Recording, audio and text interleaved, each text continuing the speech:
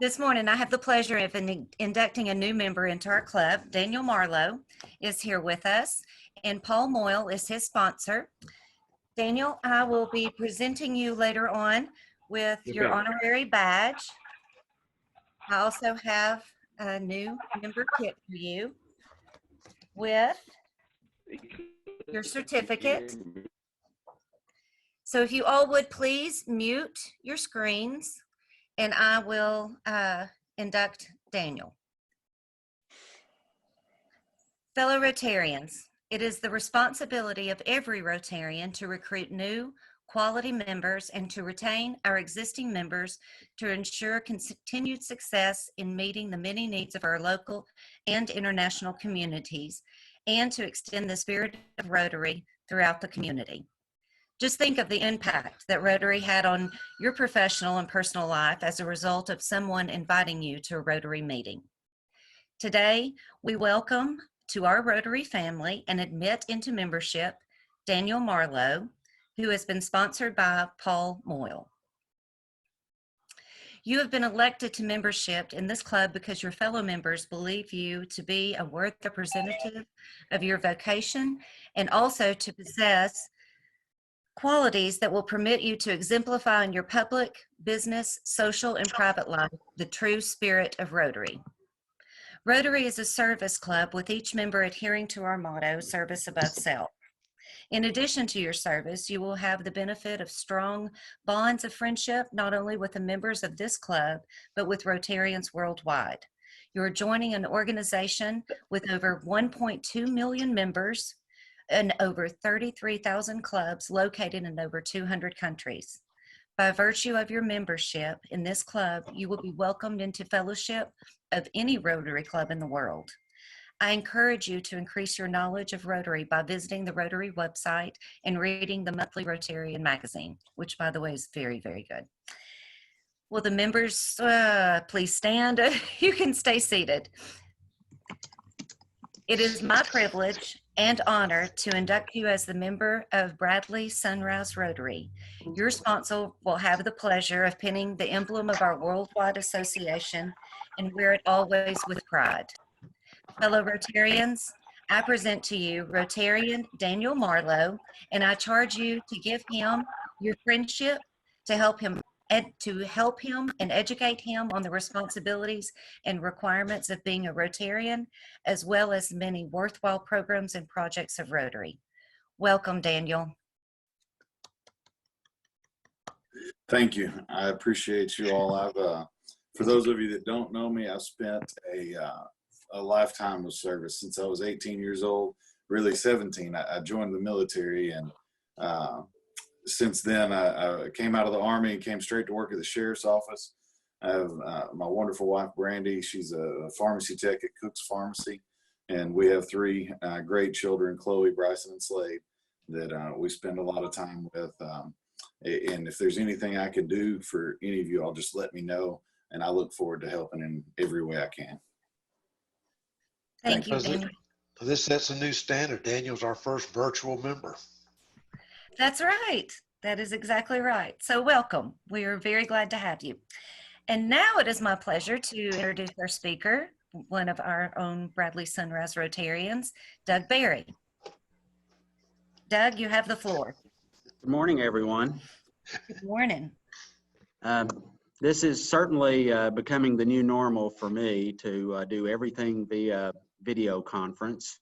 And in fact, I think in my profession, we're planning on having to conduct business, particularly as it relates to our work with foreign direct investment opportunities. Most of that will be remote for the next year to 2 years. The general trend we're hearing is that there's going to be a major reduction in corporate air travel because of what we're all experiencing right now, and that we have to become experts in virtual presentations. I took 2 online courses last week to try to build my skills to do that. And while I don't really look forward to it, I think it's going to require all of us professionally in my industry to really grasp technology and continue to grow our skill sets. needless to say, March and April have been unique months for all of us in the economic development profession. We're still trying to sort through and understand exactly what the implications are for our economies beyond this short-term shock. I mean, let's face it, very early on in the shutdown, I had a couple of finance committee members for the county commission approach me and say, can you help us get our arms around what potential job loss we may have? And my first response was, I think that's impossible right now. We just don't really know where this is going, but we did take a couple of stabs at trying to help orient them as they began to look at their budgeting processes and try to figure out how they're going to approach next year financially as a county and with program priorities, just as we're doing right now as a chamber. What we quickly realized is if you just isolate out our retail sector alone, which would include hospitality, our hotels, restaurants, and stores, that represents roughly 9,000 jobs in our economy.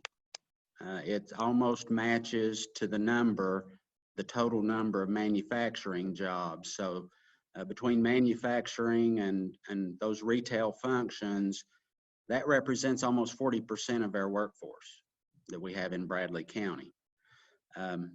Obviously, all those jobs have not been eliminated over the last 45 to 60 days, but we did look at it from a standpoint of what's the financial implication to us as a community. Just to give you a feel, the annual payroll out of the retail hospitality sector is about $151 million. It approaches about $30,000 a job in annual payroll. That breaks down to about $12 million a month of payroll if you take that entire sector. When we look at retail sales, we generally spend about 40% of our income on retail expenditures. That produces about $5 million a month of retail sales, which can translate into about $139,000 a month of sales tax alone for Bradley County and the city of Cleveland. I do not expect that all those jobs have been lost over the past 45 days because I've been trying my best to do retail trade and restaurant purchases. And if you've been following us as a chamber member on the chamber website, Joel Henderson, our communications director, has been going out and doing curbside interviews with our small businesses to try to help promote where they're at, how they're operating, and encourage our local buy at home programming. I expect that what we'll probably see over the next 2 months, and as you've seen, probably all heard, the current data that's coming in on unemployment is showing the state as a whole going into around 14.7% unemployment. That's an increase of almost 10% over a month. I don't think that we'll go quite as high as a community because of our diversity of our economy. In fact, I would expect that if you look at us within the subset of the Southeast Tennessee region, we'll probably track a little lower than the typical community around us. I think that I would expect us to probably jump when the data comes in at a county level, which should be towards the end of next week, in a preliminary data set. They don't refine and finalize unemployment data until 2 months after. But I'm expecting us to probably hit about somewhere in the 12 to 13% range as a local community. And I expect that you'll see our neighbors in Hamilton County as well as in McMinn County probably track higher than that by 1 to 2 percentage points because of their concentration in automotive, which essentially had a supply chain fault with the shutdowns internationally and have had to expand their shutdown from an automotive production standpoint 30 days beyond they originally anticipated.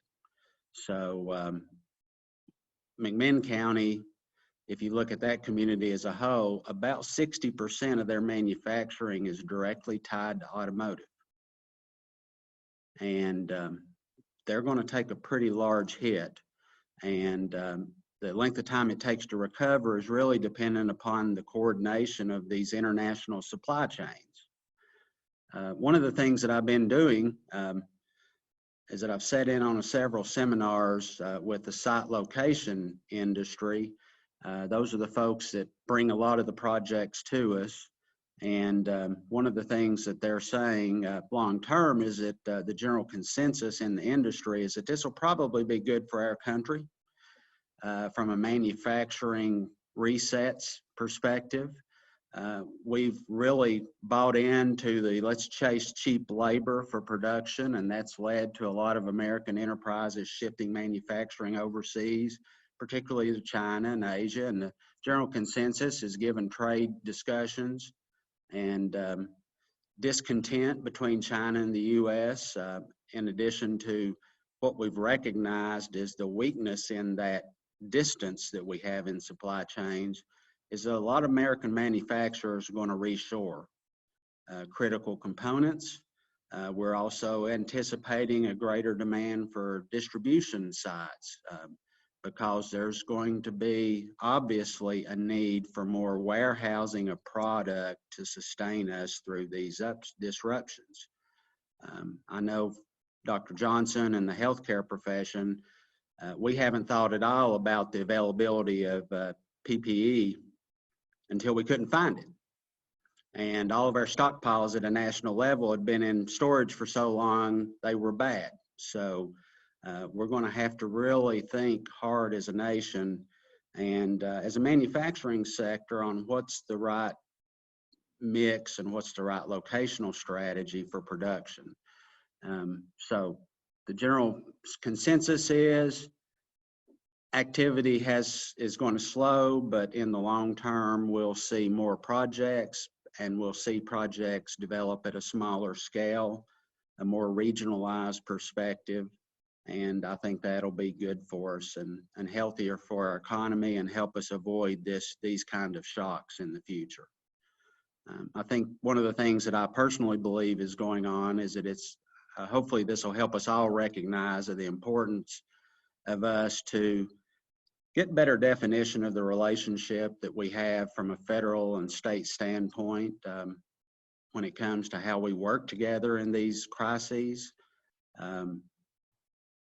We need our federal government, and we need it to be thinking about what ifs, and we need the federal government to be developing very specific strategies on how we maintain our job base and our manufacturing sector in particular, and ways that we can try to help individuals shift and transition more so into more stable job opportunities.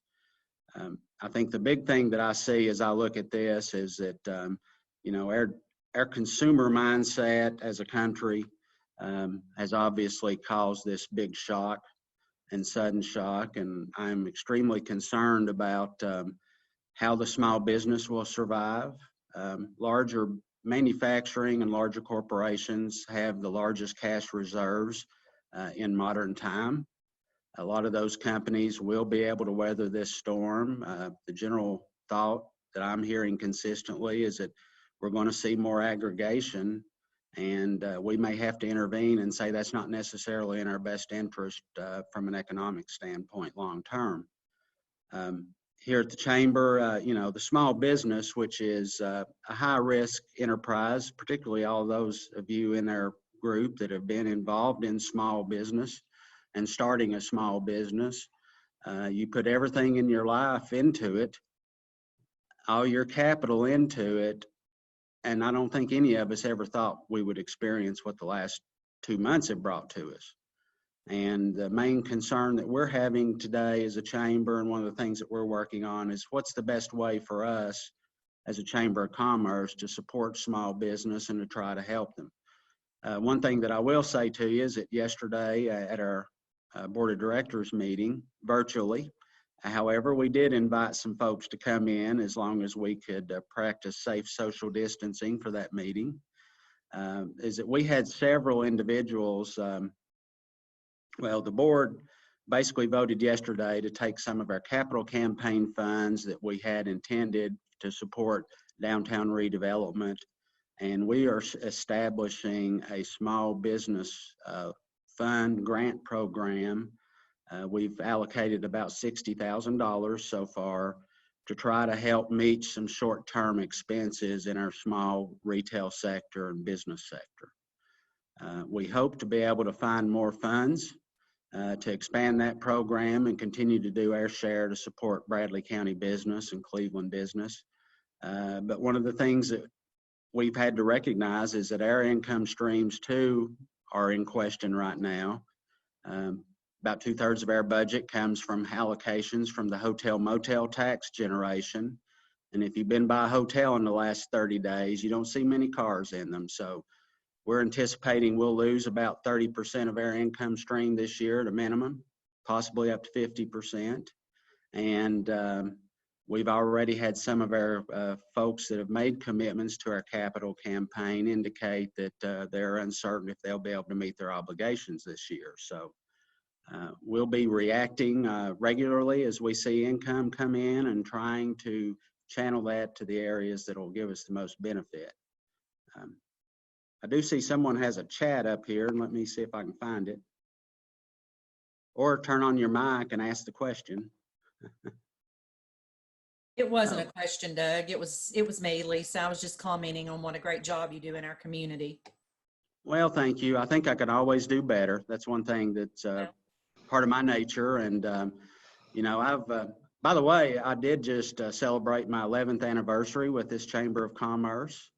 I thank you as a community for keeping me around for 11 years. That's the longest any community's kept me in economic development. Congratulations. Yeah, thank you. Maybe it's a reflection of my age and the fact that I'm not willing to jump ship and go anywhere else right now very easily. Doug? Yes. I have a couple of renters. One works for Eaton and one works for Volkswagen. Eaton apparently has started back, and Volkswagen announced yesterday they're starting back Sunday. Is that, do you think, an indication of an uptick, or is this are they going against the grain, or what? No, I think that's what we're going to see. You know, most manufacturing in our community stayed operational. They've all had to develop new operating protocols in light of the risk of exposure.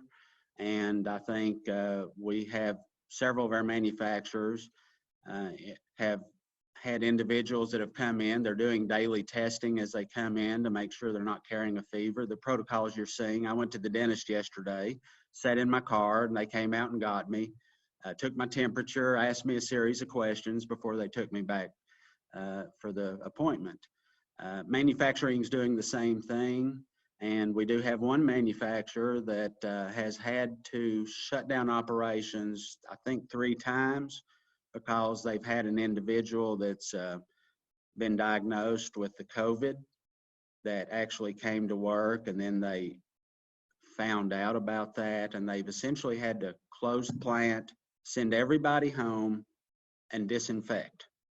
And that's essentially what manufacturers are having to do. And it's real important that we all pay attention to these guidelines. You know, I wear a mask when I'm out in public so that I don't potentially endanger another person. I am one of the high-risk people also with arthritis and the medication I use for my autoimmune disease. But when I'm out in public, I'm thinking about everybody else. And I hope everyone else that's in our club is doing the same. I'm still shocked at the number of people who aren't wearing masks when they go to the grocery store. And they're putting us at risk. And we have to think as a community for a while. The largest shutdown we're aware of to date has been in their Jackson furniture. I think they've been shut down for they started out with, I believe, a 2-week shutdown that led to about a month of total operational shutdown. That was basically because they're in the direct retail sector and everything shut down. So there was no place for the furniture to go. It's essential. And so we're seeing some short-term effects on manufacturing, but by and large, we've got a diverse mix. We're not overly concentrated in any type of industry. And I think that's really smoothed this out for us a good bit.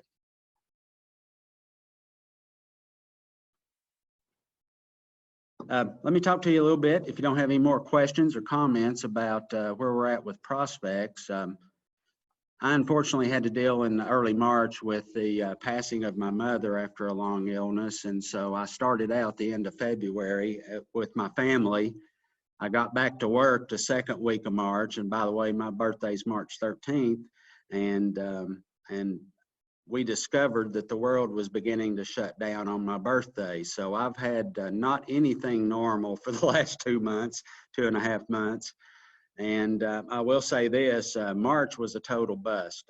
Everything collapsed in my business from a standpoint of inquiries.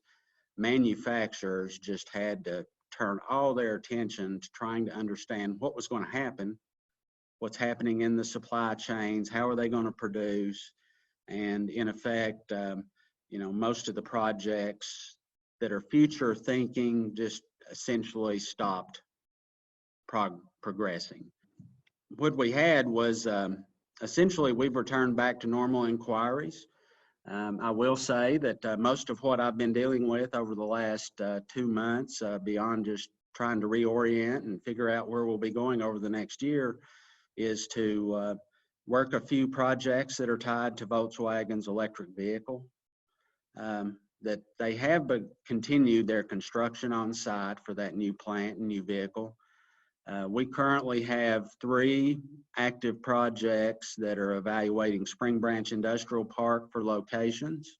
All 3 are tied to the next generation of vehicle, and they're all tier 1 suppliers, which is the sending direct components that go directly into cars. Real excited about it. I feel real good about one. One of those 3, we've actually been in negotiations on specific details about a purchase of a piece of property, incentive packages, and we have actually reached a preliminary agreement, and we're fine-tuning our negotiations when Volkswagen ceased operationally and essentially put all of these projects on a 30-day hold. We're about through that 30-day period, and hopefully we'll be picking those up, and we'll have some good news for the community in June. Beyond that, over the last 2 weeks, I've worked with the state of Tennessee to introduce our airport to a potential aerospace project that would be roughly about a 50 to 60,000 square foot facility that would include research and development activities for the next generation of some type of flying machine. Don't have a clue as to what that is. That's pretty typical on the front end. I just know it's aerospace. And they're looking for an airport that would be in a mid-tier city that would give them a space where they could do test flights. One thing I would say is this project indicated that this would include both manned and unmanned aircraft.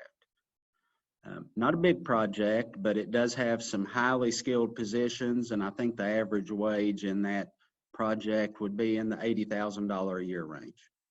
So that would be a unique opportunity for us, and I'm happy to have an opportunity to work with our airport on a possible location for that. And have some R&D activities going on there. In addition to that, I've spent a considerable amount of time packaging the largest site in Spring Branch Industrial Park for a automotive supplier to Volkswagen that would potentially invest up to $240 million over a 4-year period and would create 800 jobs directly in the plant. When we do our economic modeling and look at the multiplier effect of that industry group, it can represent potentially Need to pull my note here to remember this real quick. It can result in 645 indirect jobs.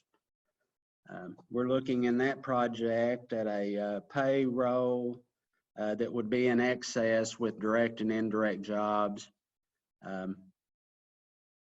Would be closer to $50 million a year. So that would be a good little kick for us in here. Tax revenue potential for these projects. By the way, if you take all three that I'm working on, they represent roughly about $400 million of investment and about 1,200 jobs totally. If you look at the project I just referenced, a $240 million investment, even with some of the negotiated positions we've got currently in this dialogue on tax discounting as part of an incentive package, we're looking at generating city-county revenues somewhere over a 10 or 15-year period in excess of $30 million in tax revenue just from that one project. So feel pretty good that we're going to help fill some of the gaps this next year in the county and city budgets. Those won't help directly in this next fiscal year budget, but should start seeing impacts year after next for that. Long term, I believe one of the things we're going to have to do as a community is really hone in on our training programming. Cleveland State's doing a tremendous job. Our city and county school systems are just,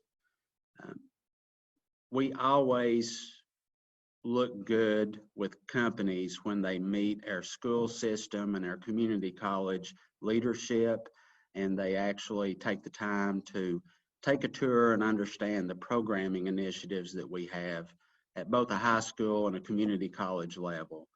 And Lee University is an ever-increasing force in our programming efforts, and I think provide a good base of college-educated individuals to help support us as we grow our economy.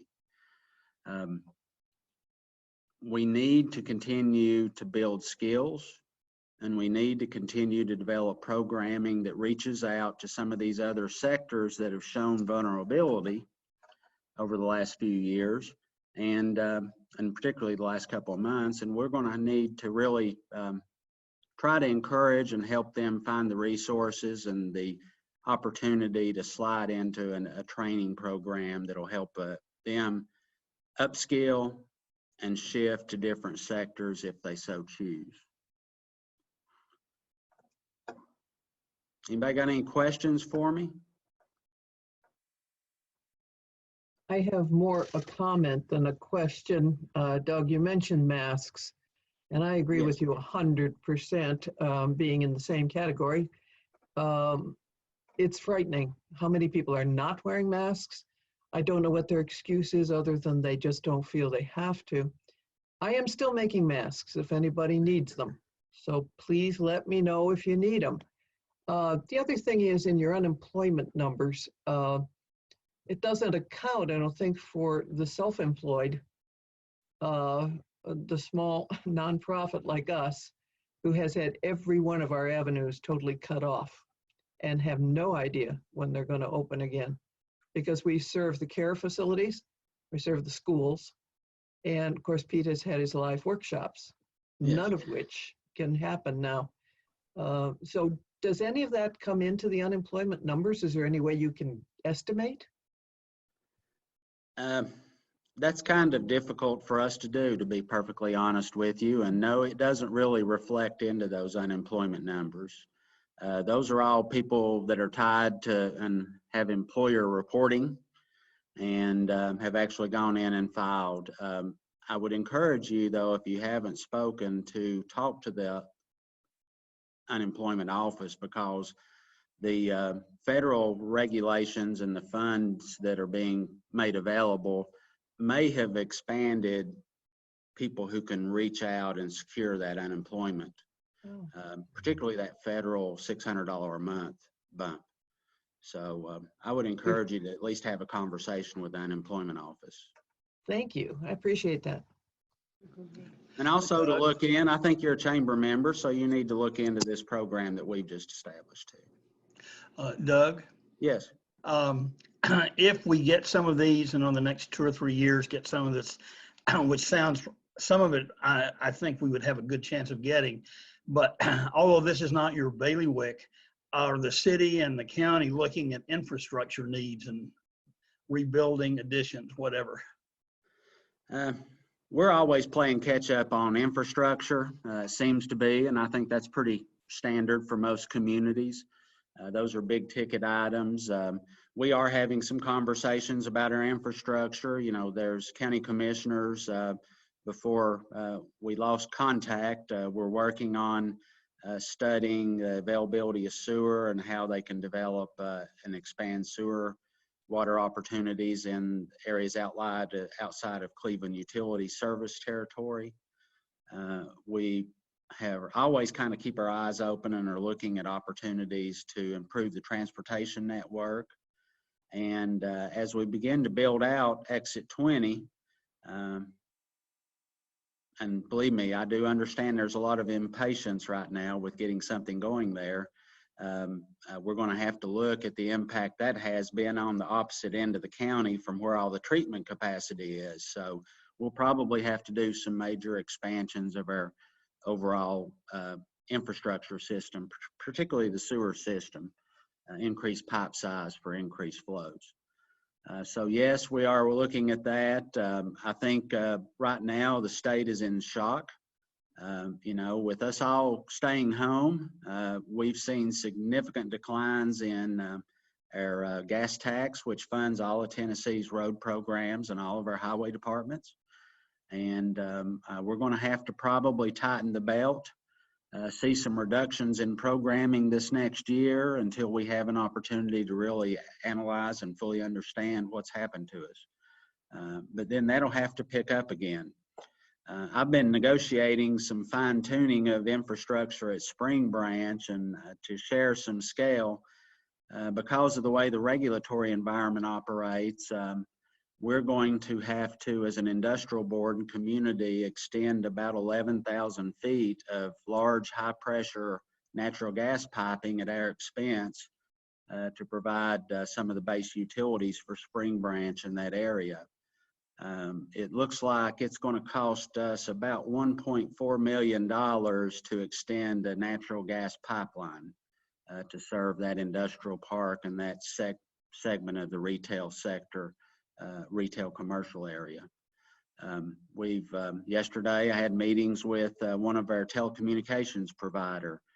There's about $160,000 expense that they've asked us to pay about $58,000 to $60,000 of that fund as an aid to construction.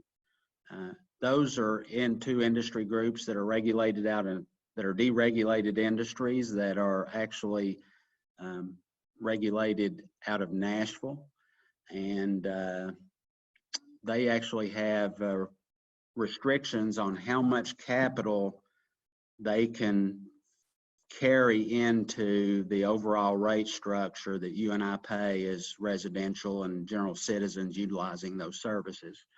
So that's a cost shift that we have to bear. And we'll be taking proceeds from land sales. Another thing about those is that they don't really commit anything to you until you bring them their first customer.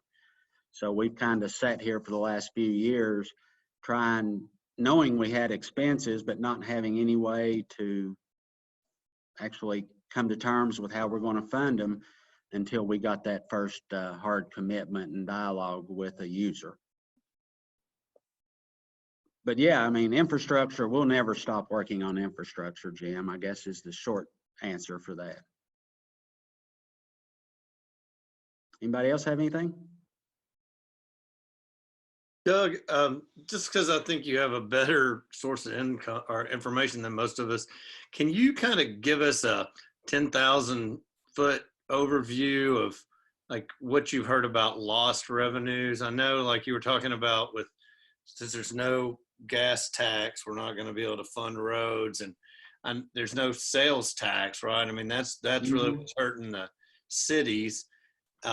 What are the real impacts of that, and where are we? Are those the two main sources where we're losing income that's just not, that's going to be lost forever because of this? Is that where we are? And I understood what you were saying about how it's affected the development of the industrial park. Is it affecting any of the existing industries? Because it seems like what you said, maybe with the exception of Jackson Chair, which I didn't know about, that all the, the essential employees are basically anybody who has a job in industry or fast food, it seems like. Yes. And so those people it hasn't been disrupted from just the layman's perspective. But I think your information is so much better than what the general populace has. Well, thank you, Alan. I've been driving around and trying to do personal observations. We've communicated directly with all of our manufacturers very early on. In fact, most of our staff has spent our time in isolation. I've been in the office every day because I live 2 minutes away, and with everybody else working from home, it's a good environment for me, and I need 2 or 3 screens at times to do my work. But what we're seeing is that most of our manufacturers have had to adjust their production schedules. They've had to essentially had to change the way they're shifting to possibly to give the spatial separations that are necessary.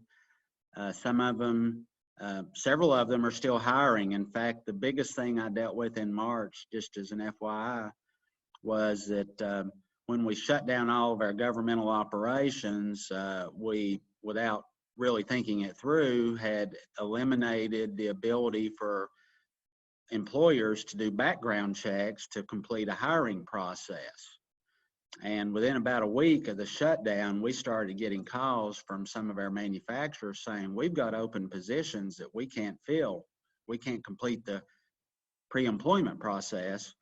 And so we were very fortunate and that we were able to work with the sheriff's department where that's housed, those kiosks are, and the court clerk's office. And we're able to develop a plan whereby the folks that do those background checks could have allocations or time that they can come in and work and us practice safety. And we're able to start catching that up. But when by the time we got that opened, in a week's time, we identified over 2,000 applicants who needed background checks for the employers to be able to make job offers. That's in Bradley County alone, almost 2,000. And fortunately, we have a government that cooperates and is here to help those businesses. What we're seeing right now is that, there's really been, besides just spot shutdowns, some shift adjustments. There's not been really in these temporary shutdowns. We don't anticipate that our manufacturing sector is going to really take much of a dip. I think there are some long-term, well, over the next year, I think there are going to be some adjustments in production. If you're selling retail, it's really going to depend upon how comfortable we are with going out and making large purchases. Our retail or our manufacturers that are providing appliances or providing the higher end products and more discretionary products in a household, and furniture purchases. Those are the kinds of things I think if we're uncertain about our income streams, we may delay. And so we may have some ripples that would probably result in a slowdown of new hires, but I don't think structurally significantly change it. Retail, I think, and restaurant, I would expect that about half of that workforce has potentially lost its job over the last 2 months. And that will again be driven by how quickly we feel comfortable with getting out and about and starting to engage in restaurants again. Most of them are going to be operating at about a 50% capacity if they're following the guidelines. So that is going to have some direct revenue implications for them, and we may ultimately lose some of those business enterprises in the short term. Did that answer your question, Alan? Yeah, I think that addresses some of the things. Just like I was wondering, like, do we know how much income the state has lost or the city has lost as a result of like not having sales for 3 months? I mean, is that a number that's available? And I guess the other thing is, like, I thought you might have an insight too, and I know Jim Davis is on the call, about it seems to me like the people who are doing construction, they're not slowing down, they're speeding up, and I wondered if there were any statistics about that. I mean, because it is interesting to me that it seems like what you were saying earlier, that Bradley County would suffer less than our surrounding communities just because of our industrial base, which we've always had. And kind of, it seems to me like so many of my clients, especially in industrial jobs, they didn't slow down any, there hasn't been, they're not laid off or are working less. It seems like they're picking up employees. Like, it was interesting to me. I mean, I'm sure that there's a reshuffling of jobs, but I wonder what our job loss has been as a county. But I guess we won't know that for another 90 days or so. It'll be the end of June before we really have accurate numbers for April. So, it'll be September probably before we fully comprehend what the effect has been on our economy in this short-term period. From my perspective, these folks, through our ongoing community's evolution, which all of us have contributed to, most everyone else more than I, what we have is just extremely good mix of business enterprise. And by the way, very early on, some of the national, economic analysis groups began looking at our overall compositions of economies based on, and essentially we're trying to predict who was going to do worse or better during this disruption. And while we're not, I guess the good news is that we are expected to do slightly better economically than the nation as a whole. And when I look at the rest of this region, we're probably, based on just the mix of jobs that are in our economy, we're projected to perform better than most all of the surrounding counties. So I think, the philosophy I've always tried to work in professionally is, as I say in my East Tennessee dialect, if you got one, you don't need another. And that kind of diversity, I believe, is what we need to continue to have as a community, because it does smooth out these bumps. And just basic common sense. I don't think there's any real extreme magic to this business. Pay attention to who you've got, figure out what their skills are, and try to go find the job that matches. That's what we're doing day to day. Doug, Yes. can I comment on the construction and real estate for right quick? Yeah, I mean, we have pent-up demand. I think the main Yeah. thing to answer that question is that Right. our housing stock has been weak. We've known that for the past 10 years. And we have state level, not only do our local contractors trying to meet a demand for housing, but we do have regional and national companies beginning to look at larger tracts. In fact, I'm aware of a couple of 100-acre plus evaluations that are in process that are focused on single-family residential development. So, yeah. Well, the housing has stayed fairly good in Bradley County, even though it's down somewhat, but we are getting people now. Now, this is not a huge trend. I know of 3 or 4 homes that have sold in the last month, people from California retiring here. We also have a fair number of retirees still looking. The construction industry is going strong. If you'll look going out North Lee Highway and some other places around the county, there are a lot of things still going up. So, and the rental market is still very tight here. We're going to grow. When I look at demographics as a whole, we tend to grow about 0.9% a year. To give you perspective, Tennessee as a whole is growing about 0.8% a year, and the nation is growing about 0.7% a year. So we're slightly above the state and national norms in terms of growth rates, and that's been a consistent number the entire time I've been here.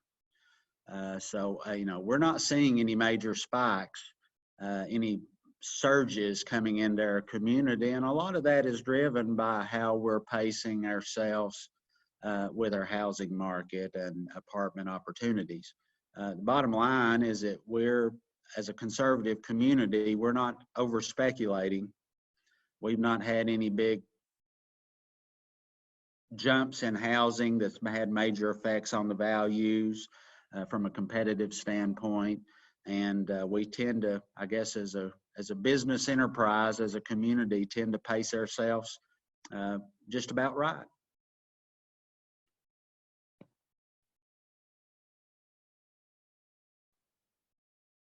Anything else I can help anybody with or take a Doug, guess at? I had a question. This is Caitlin with the Banner. Uh-oh. Hi there. Be good. Businesses are operating at 50% capacity. So my question kind of has two parts. Do you foresee an increase in businesses being allowed to operate at a higher capacity? And if businesses that have chosen to reopen but are operating at a limited capacity, is the chamber concerned about those businesses being able to cover their payroll and overhead costs if their income stream is essentially limited? Yes, I think long term, it's the big question is your overhead such that you can live at a reduced production and sales volume?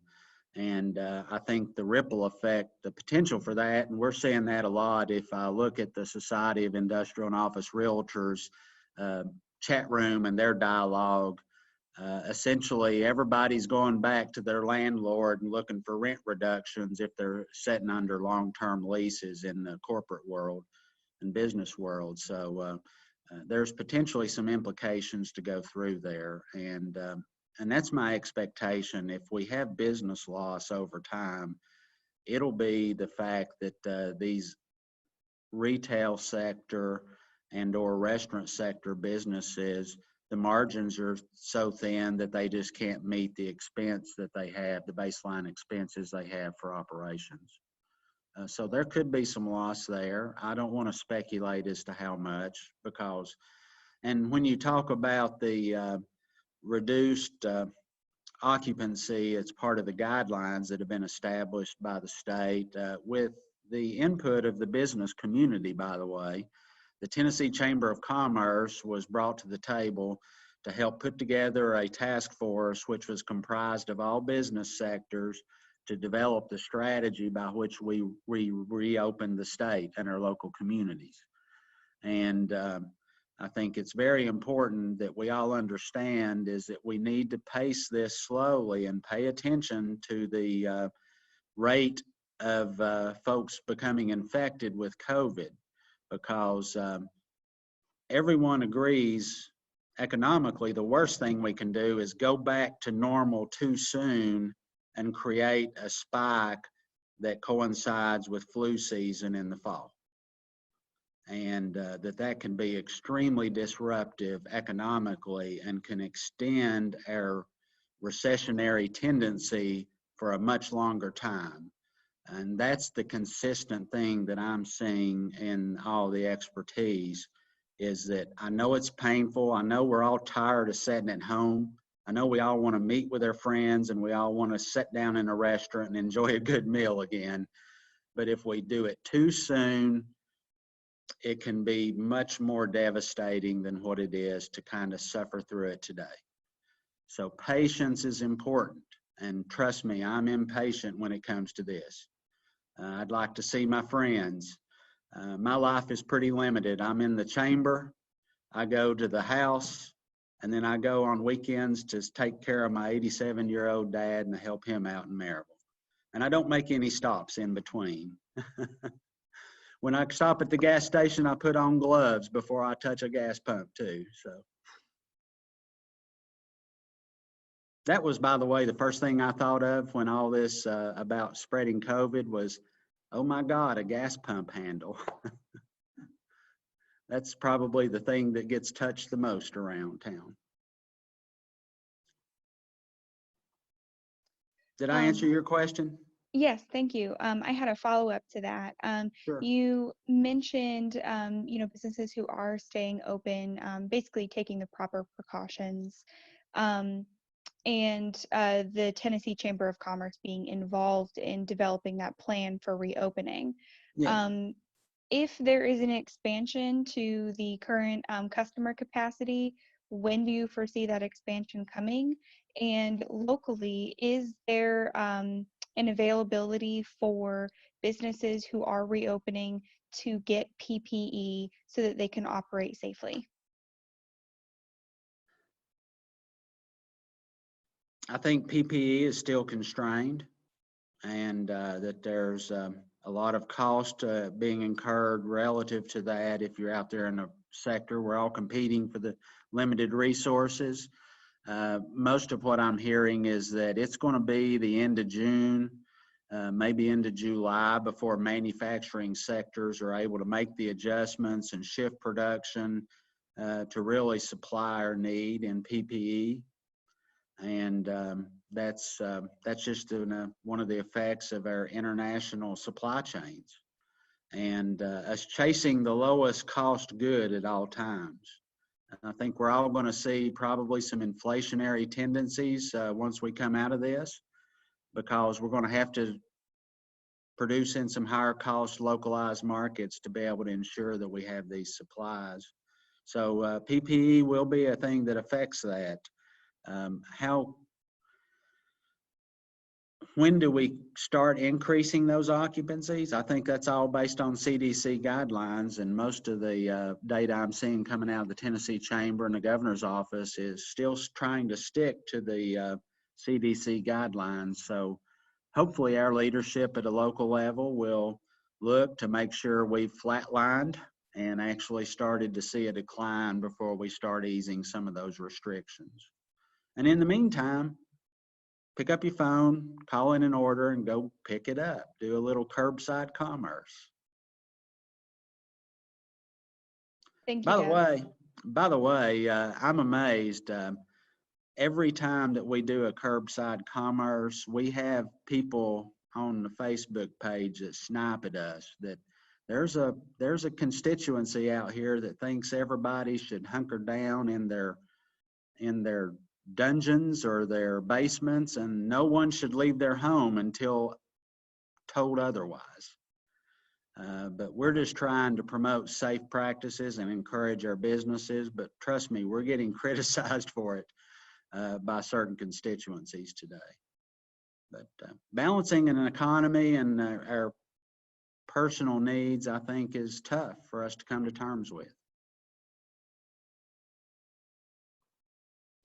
I did listen this morning. One thing I'd point out, 40% of our meat processing capacity is shut down in America today. They're looking at, and I didn't realize this, I'm not a pig farmer, but I guess the meat processors take pigs at 300 pounds and 300 pounds only if you're dealing with pork. And they're saying that's about a 6-month growing period. And the struggle in ag right now is figuring out they may have to start euthanizing 1 million hogs a week in the near term because there's no place to take them. I've talked to a couple of people locally that have, of course, some people have started trying to buy local beef. And it's my understanding that if you were to buy a cow here in Bradley County, it'll be sometime in January or February of 2021 before they can slaughter it locally. That's how backlogged that business is. And by the way, I have worked over the last 2 years with some individuals that are trying to figure out a way to open up a new USDA slaughterhouse just to serve local beef growers' needs. I think you have to go to McMinn County or actually on the other side of Chattanooga to get a slaughterhouse appointment now. Just to add to that, Doug, I don't want to put us over our time, but you know, I'm from Indiana and I have a lot of family there, and they are seeing the same issue, and they have a lot of you know, ag farms like that where they have pork and beef. And one thing that I saw was that farmers were actually selling individual hogs because the cost of euthanization was too much. But if they sold individual ones for an overhead cost of about $100, $200, they could at least recover some money, which I just found interesting. Yeah, and I think the key to that is where you're going to process it.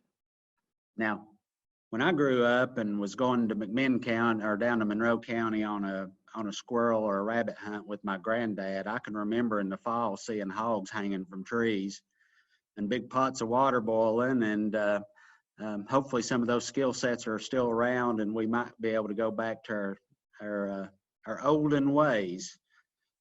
I've actually taken out a book that I have that I've had for years. It was by Horace Kephart, and the name of it is Camping and Woodcraft, and it's a book on how to move to the woods and survive, written back in the early 1900s. He was formative, one of the most influential people in forming the Great Smoky Mountains National Park, and wrote for Outside Magazine. So I have actually do have a book that tells me how to slaughter a hog. We actually cut, skin, and do all of our own processing. We've done both venison, we've done pork.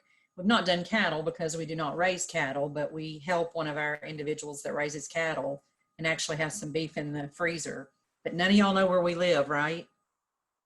No. Uh-huh.